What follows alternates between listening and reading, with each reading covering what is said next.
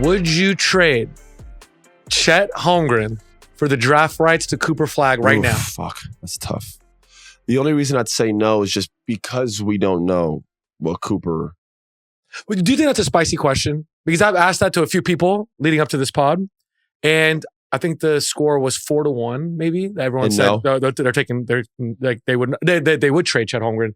That they would have Cooper Flagg. Oh, 4-1 Cooper. They love it. With the Team USA experience with Cooper. I'm not against it. Here, I said Chet, but if someone says Cooper, I'm not going to look you in your face and tell you you're wrong. Right. Dude's a dog. What's the argument for Chet is we know what he is in the NBA. That's the only reason. He was a starter. We talked about how important it is to have a stretch He five. almost won Rookie of the Year over Wemby. What are we talking about? He was the starter on the 1 seed his first year playing basketball in the NBA. Yes, and he was a huge impact. And you know he can play with really good guys to play with the MVP candidate. So here's what he has going for him.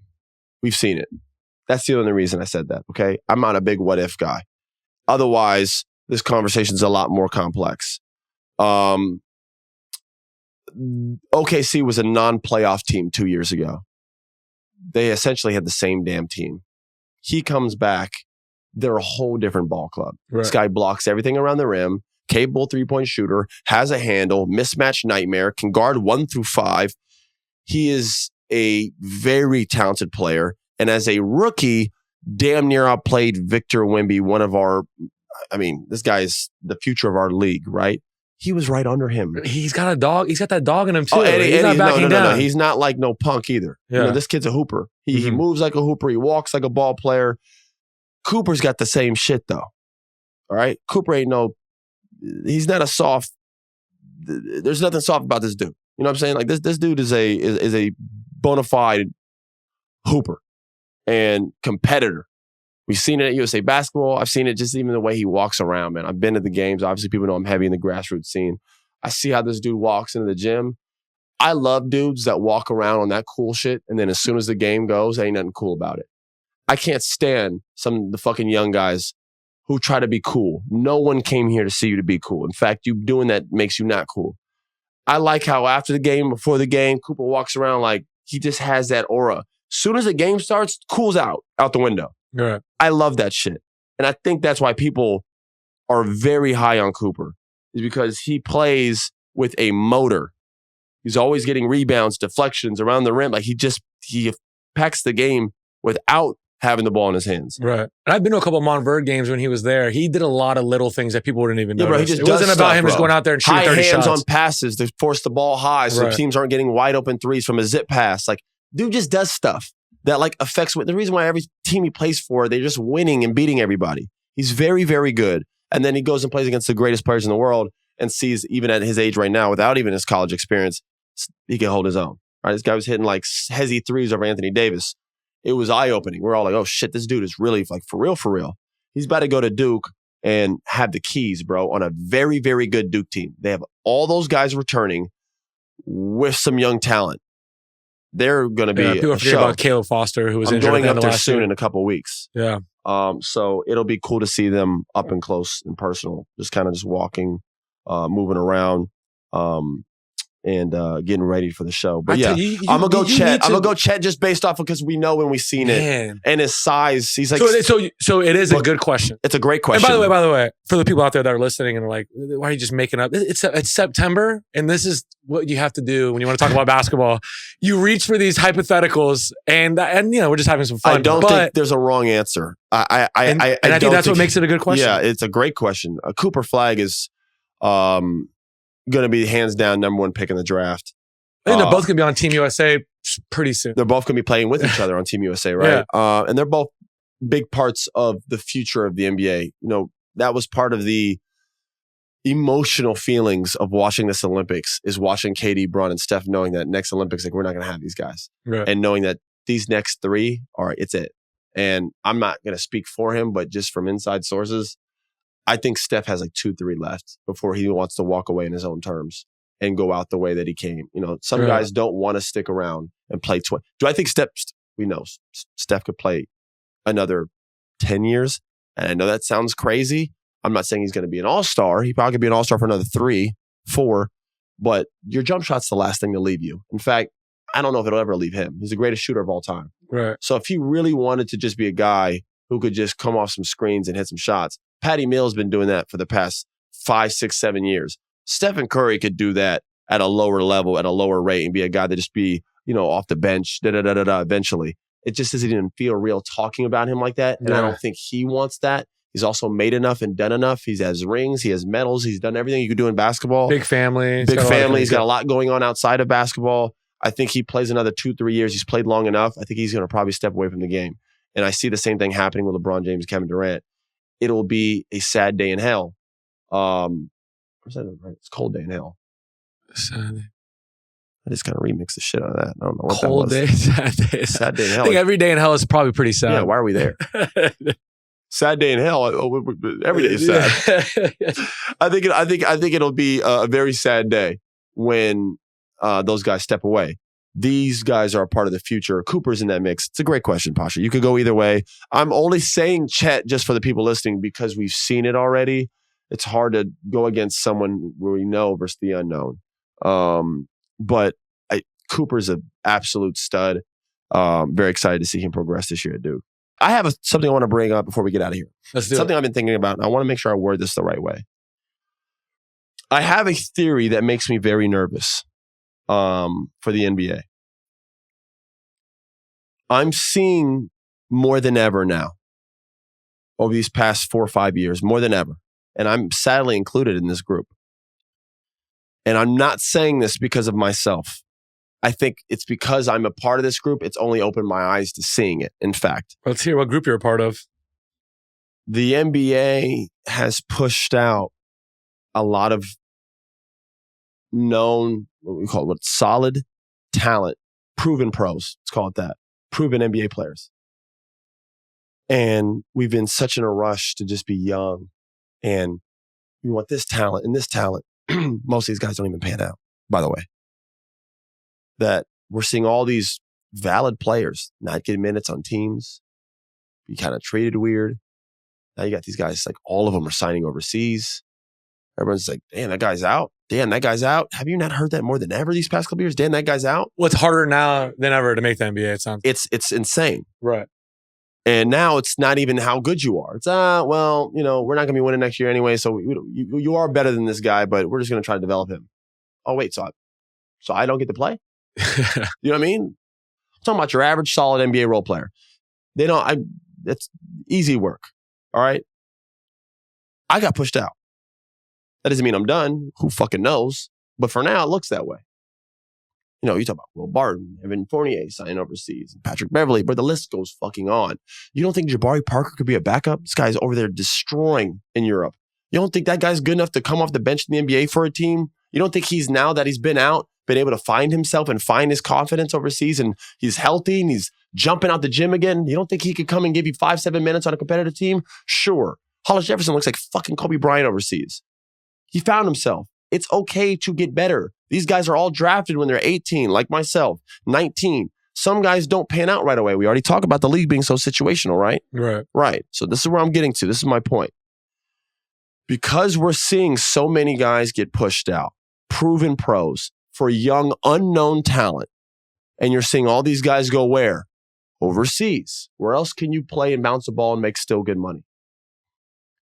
With the addition of the talent overseas, they're actual players from over there, growing, which is why you see how competitive the Olympics are now. Even with the super team, we barely got that shit done. I'm nervous that in the next 20 years, that clear line between the NBA and everyone else is slowly going to be very diluted to where the prestige of this amazing league is not going to be as prestigious. All right. I'm worried other leagues are going to catch up due to us forcefully kicking out our own talent, their talent rising, and us constantly betting on unknown talent. It's like, bro, the best players in the world should be in the best league in the world. And I feel like we're getting to the point where it's not just a one-off scenario. It's like every team let a guy go that is like, oh, that's a pro. Why he didn't get signed? Right. And it's just kind of like, well, so my big takeaway from what you just said was, I'm asking. That's all. It's like I'm just nervous about it. I hope it doesn't happen. I want the NBA to be the NBA forever. I'm just worried in 10, 20 years from now that I don't know where we're going to be at. My big takeaway is those guys, high recruits, highly talented people, if it doesn't work out, and let's say they enter the NBA at 19, 20, like a lot of them are, if it doesn't work out in that first rookie deal, the 3 or 4 years, these guys are going to be 22, 23 years old, and teams kind of give up on them. Done. The Marvin Bagleys, all these guys. When a lot of times, look back at the NBA, 30 years ago, players were entering the NBA at 22, 23, getting better at 25, 26, hitting their prime 27, 28. We're giving up on guys at 22, 23. So instead of naturally letting these guys become good, if they're not good at 20, 21, you're kind of like, once you go get that minimum after that rookie deal, you go sign minimum somewhere, it's really hard bro. to get, once you're a minimum, that's it. If Chauncey Billups played in today's era, he would not have been in the league anymore. It's a great point. If Kyle Lowry played in today's NBA, he would not be in the league anymore. Right. Bro, if you don't pan out right away, you're done. You're done. Right. It's ridiculous. We just give up on it because we got some 6'7" kid who could put the ball through his legs. Can he play basketball? Can they play basketball? Right. That's why we have so many watered down teams, bro, in the league. We got so much bad product. Well, so the flip side of that is, if the 19-year-old that comes into the NBA isn't going to be good in those first 3 years, should he not go to the NBA when he's 19? Should he stay? Well, that's till he's more, and then his rookie deal would be between the ages of 21, 22. I do think we'll get better players in terms of, I'm hoping, and this is the flip side. Yeah. I'm hoping NIL encourages players to leave at the right timing because now money's not the issue. Right. Now we got guys making pretty soon millions in college. So do you have to go to the league right away? You can hold tight and maybe develop a year or two more. I'm hoping NIL has some positive impacts, not kids just knowing everything because they're already getting money. College coaches, this is the worst time in the history of basketball to be a college basketball coach. Yeah. The transfer portal and NIL is just put the whole. The Clemson coach Dabo Swinney has been complaining about it. The whole power switch is switched. Yeah, it went from college coaches pretty much having all the power to they don't really have any at all. I mean, it's if you yell at me the wrong way, you talk to me the wrong way, and I'm a kid who can't handle it emotionally because I'm already getting paid hundreds of thousands of dollars, and I think I've already done something on myself. I don't have to listen to you, especially when another college coach is recruiting me like, "Hey, we'll give you $500,000 in addition to come here." I'm gone. Yeah, but that also stunts the player's development not sticking into the same place. It's just one vicious cycle. And you're supposed to go through shit. Bro, you were supposed to college and get reamed out. Yeah. You were supposed to college and figure shit out. You were supposed to go to college and have adversity. Now adversity is met with this isn't working for me. It's not healthy. Yeah. So like this is why I'm telling you, the product that we're getting, what we're giving, I'm saying NIL has good and bad, but the product we're getting right now and how these kids are coming along, it's different. And the way the NBA is working and how we're quitting on our young players and how we're giving up even on our old players. When I say old, bro, I'm 30 and guys are like, yo, man, you've had a hell of a career, 11 years. Dog, I got 5 left. All right. But hey, take me out of it. I can name you 20 other players. 31, 28, go back 27. To the last 10 drafts and look at the top 10 picks. And a lot of those guys, they had their 2 or 3 years. If it didn't work out between the ages of 19 and 22, they get a minimum deal, some other team, and then it kind of just fades out. And you made a really good point too about the college coaches losing power. I remember in 2007, my good friend Chandler Parsons went to the University of Florida, Nick Lake. They said the number 1 recruiting class in the country. They go to Florida. Halfway through the season, Billy Donovan kicked them out of the practice facility. They weren't allowed to wear Gator gear, and they were practicing in some high school gym, and couldn't even wear their practice clothes. If someone tried to pull that now, they're gone. They're gone. And they put it on TikTok. They're like, yo, he ain't letting us in the gym. Yeah, that's the type of coaches power. back then just had it's different. A lot more. Yeah, Coach K didn't start me one game. It was like a big deal. We were playing like Wake Forest or Georgia Tech. I forget which team. It was like they bring Austin off the bench, kicked me out of a practice in front of Spike Lee and Peyton Manning, just talking crazy to me. I'm crying in my locker room after. Right. Like, man, I got to get out of here. You know, my pop said, figure it out. Right. Get your shit together. You're there. You're at Duke. You're supposed to be the number 1 player. Figure that shit out. And you know what it did? I figured the shit out because you got to go through stuff. I had to go talk to coach. I had to figure what he wanted from me. What I was doing wasn't right. My preparation wasn't what it needed to be. Not my work ethic, but my preparation to be a good teammate, to be a good player. All these different things. You have to go through these things. The point you just named, a coach can never pull a stunt like that now. It's fucking insane. So it's just like, we have all of it. Bro, I just played pickup the other day with Terrence Ross. The did a windmill. His head was above the rim. He retired, bro. That's he retired. Crazy. He's 32. He's my age. We came in the same class. Jumper still is incredible. Athleticism is unbelievable. Can't get a job. It's just weird, man. Evan Fournier signed in France. You don't think he's an NBA player? Well, you know what we're kind of doing though? Because you and me are the guys that are always saying, we'll argue with your dad or other people or the older generation. We'll say the players now are better. They would kill the other players. But that's the argument for the older generation is you guys are a lot younger. You haven't gone through anything. You don't, instead of going through adversity, you switch sides. But I don't think my generation did that though. Okay. I do think it is different.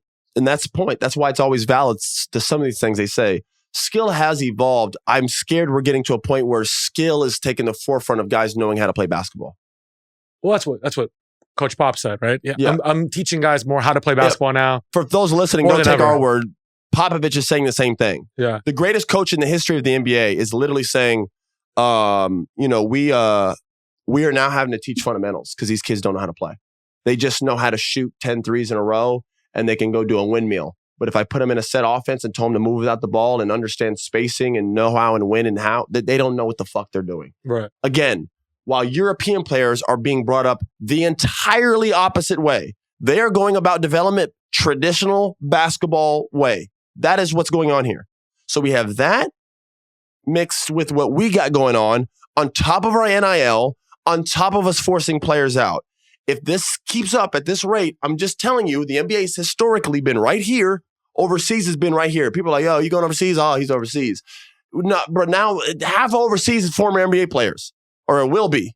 That's what I'm telling you. Right. Eventually, we're going to have so many goddamn NBA players in overseas, again, in addition to how these guys are developing over there, that line or that gap is going to be right here.